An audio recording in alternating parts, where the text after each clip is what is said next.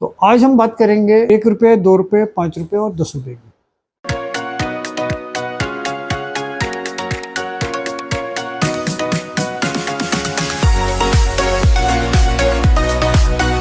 दोस्तों नमस्कार, royal arts and numismatic gallery रंग के यूट्यूब चैनल पर आपका स्वागत है। दोस्तों आज के इस एपिसोड में हम बात करेंगे जो कॉमन और स्केयर कॉइन्स और रेयर कॉइन्स हम अपने ऑफिस पे परचेज कर रहे हैं, तो वो सारी चीज़ें जो कुछ लोग इस लाइन में इंटरेस्ट लेके जमा कर रहे हैं, तो अगर हम उनको कुछ अच्छी ऑप्शन दे सकते हैं कि जो कॉइन्स उन्होंने क्वांटिटी में इकट्ठे किए हुए हैं, अगर वो कॉमन कॉइन्स हमारे पास लाते हैं तो उनका हम कभी भी उसमें से रेयर निकाल के उसकी अलग से वैल्यू नहीं दे पाते हैं, क्योंकि पॉसिबल ही नहीं है कि वो क्वांटिटी में हम यहाँ पर बैठ के उनको छाँटें उसमें रेयर क्या है, स्केयर क्या है। तो हमेशा हम कोशिश करते हैं कि आपको पूरे ज़्यादा से ज़्यादा बेनिफिट मिले, और जो चीज़ें आपसे कॉमन लेने के बाद हमें उन कॉइन्स के अंदर ढूंढनी पड़ती हैं, वो चीज़ें अगर आप ही ढूंढ कर लाते हो तो आपको उसकी वैल्यू कॉमन से ज़्यादा मिल सकती है। तो आज हम बात करेंगे रिपब्लिक इंडिया डेफिनेटिव कॉइन्स में। तो इस एपिसोड में हम बात करेंगे 1 रुपये, 2 रुपये, 5 रुपये और 10 रुपये की। 1 रुपीज़ का 1950, 1954, ये हमने आपको पिछले वीडियो में बता दिया था कि ये दोनों कुछ महंगे हैं। 1950 कम महंगा है, 1954 ज़्यादा महंगा है। इसी तरीके से इसमें 1962 की भी वैल्यू लगभग आप मानकर चलिए कि 200-250 से लेके 300 रुपये तक पहुंच गई है, और ये कॉइन भी कम मिलता है, तो इसलिए इसकी वैल्यू इतनी पहुंच गई है। पहले ये 50 से 60 रुपये, 70 रुपये में हम इसको लेते थे, अब इसकी वैल्यू बढ़ चुकी है। 1970 वाला कॉइन ये 8,000 से 15,000 तक का एक नॉर्मल है। इसके बाद अगर इसमें यूएनसी कंडीशन सर्कुलेशन स्ट्राइक आता है तो ये महंगा हो सकता है। तो ये एक अपने आप में रेयर कॉइन है, और ये हमने हर वीडियो में आपको बताया है। तो इसके बाद नंबर आता है 1982 6 ग्राम वाला।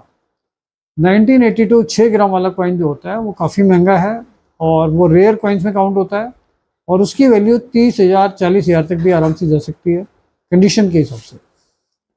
इसके बाद हम बात करेंगे 1 रुपये 1984 हैदराबाद मिंट।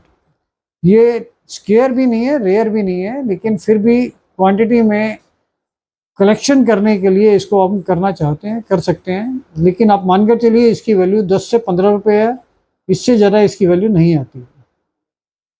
इसके बाद नंबर आता है 1986 1986 का हैदराबाद मिंट का, जिसका हमने पहले भी आपको बताया है कि इसकी वैल्यू 500 रुपये से लेके 800 1000 रुपये तक जा सकती है, और ये आने वाला एक अच्छा कॉइन है जिसकी वैल्यू बढ़ रही है।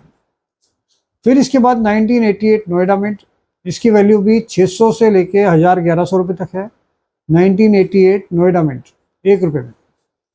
फिर जो रेयर कॉइन्स में आता है ये है 1991 नोएडा मिंट।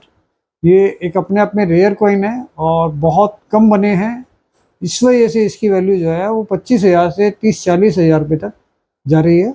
और इसमें कन्फ्यूजन रहता है, इसमें हमने आपको पहले भी बताया है कि इसमें सिक्योरिटी एज आता है, इसमें मिल्ड एज नहीं आता है। तो जब आप इसको अलग निकालते हैं तो ध्यान रखिए कि 91 नोएडा मिंट में 1 रुपये में सिक्योरिटी एज आता है। अगर सिक्योरिटी एज नहीं है तो आप मानकर चलिए कि या तो वो टूल्ड है और या फिर वो दूसरी मिंट का है, नोएडा नहीं है। इसके बाद नंबर आता है 2004 का क्रॉस कॉइन। 2004 का क्रॉस कॉइन भी रेयर कॉइन्स में काउंट होता है, और इसकी वैल्यू भी 600 रुपये से 1200 रुपये तक है, और कंडीशन पे डिपेंड करती है। तो ये 2004 का नॉर्मल कॉइन भी आता है, हम उसको नहीं खरीद रहे हैं, एक कॉमन कॉइन होता है स्टील का। 2004 में अगर आपके पास कॉइन है क्रॉस वाला तब हम उसको ले सकते हैं, नहीं तो नहीं लेंगे। इसी तरीके से 2005 का सबसे कॉमन कॉइन होता है जो क्रॉस वाला होता है, वो हम नहीं ले रहे हैं। 2006 वाला क्रॉस कॉइन हम ले रहे हैं, ये नॉर्मल से ज़्यादा वैल्यू इसकी आपको मिल सकती है। तो दोस्तों इसके बाद ये नंबर आता है 2 रुपये में, 2 रुपीज़ 1992 नोएडा मिंट। ये रेयर कॉइन्स में काउंट होता है, और इसकी वैल्यू भी 1000, 1200, 1500 रुपये तक होती है।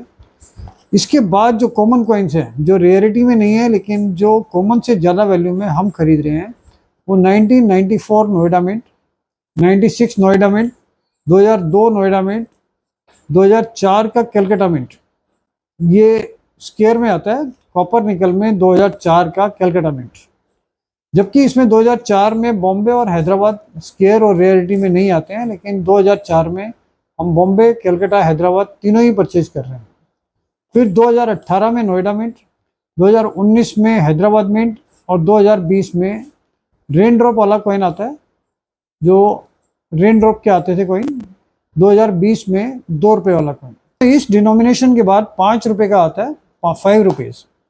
5 रुपीज़ में हम ले रहे हैं 2004 का हैदराबाद मिंट, जो हमने पहले भी आपको बताया है कि वो 5 रुपये के कॉपर निकल कॉइन्स में ही रेयर है, और बाकी उसमें कोई भी डेट ऐसी नहीं है जो रेयर हो।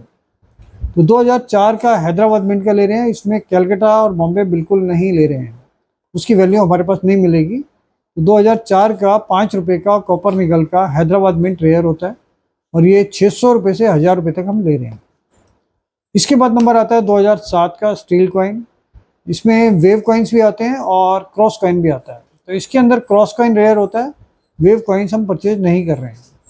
तो क्रॉस कॉइन 2007 5 रुपये में स्टील कॉइन, ये रेयर होता है और इसकी वैल्यू 3000 से 4000 अभी चल रही है मार्केट में। तो कंडीशन के ऊपर इसकी वैल्यू मिलती है। फिर 5 रुपये में 2011 नोएडा, 2012 नोएडा, 2013 और 14 नोएडा। तो ये कॉमन से कुछ ऊपर वैल्यू मिल सकती है, ये रेयर और स्केयर कैटेगरी में नहीं आते हैं, लेकिन 2011, 12, 13, 14 5 रुपये नोएडा में इसकी कॉमन से कुछ वैल्यू ऊपर मिल सकती है। तो इसको ये सोचकर नहीं करें कि भाई बहुत ज़्यादा पैसे इसमें मिलने वाले हैं, तो इसमें कॉमन से कुछ पैसे ऊपर मिल सकते हैं। इसके बाद नंबर आता है 10 रुपये का। 10 रुपये में 2005, ये रेयर कॉइन है क्रॉस वाला, और ये पहला ही कॉइन है जो 10 रुपये में बना था, इसमें बाई मेटल में। इससे पहले के जो 3 कॉइन आए थे वो आए थे सिल्वर में और हाफ सिल्वर में। तो 10 रुपये में 2005, इसकी वैल्यू 600 से लेके 1200 तक चल रही है। 2007 का इसकी वैल्यू 20 रुपये से 30-40 रुपये तक चल रही है। 2010 बॉम्बे, 11 हैदराबाद, 13 हैदराबाद और 14 हैदराबाद। तो 10 रुपये के 2010 बॉम्बे, 11 हैदराबाद, 13 हैदराबाद और 14 हैदराबाद, ये कॉमन से कुछ वैल्यू ऊपर मिल सकती है। इसमें कोई रेयरिटी और स्केयर कॉइन नहीं है, तो इसलिए ज़्यादा एक्सपेक्टेशन इससे नहीं होनी चाहिए, लेकिन कॉमन से कुछ वैल्यू इसकी ज़्यादा मिल सकती है। तो ये थे डेफिनेटिव कॉइन्स जो हम रंग के ऑफिस में परचेज कर रहे हैं, और नॉर्मल से कुछ ज़्यादा वैल्यू में कॉमन कॉइन्स परचेज कर रहे हैं।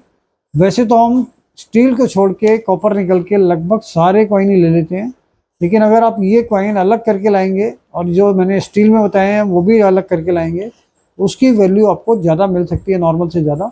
और ये सारी चीज़ें आप हमारे ऑफिस में बेच सकते हैं।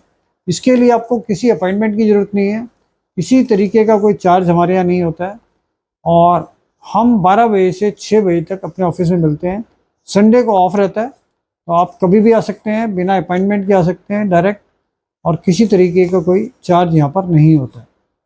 तो ऐसे वीडियो के लिए इस चैनल को लाइक कीजिए, शेयर कीजिए, सब्सक्राइब कीजिए, जिससे ज़्यादा से ज़्यादा लोग चीटिंग फ्रॉड से बच सकें, और जो यूट्यूबर किसी भी तरीके से लोगों को पागल बना रहे हैं उस चीटिंग फ्रॉड से भी बच सकें। Thank you.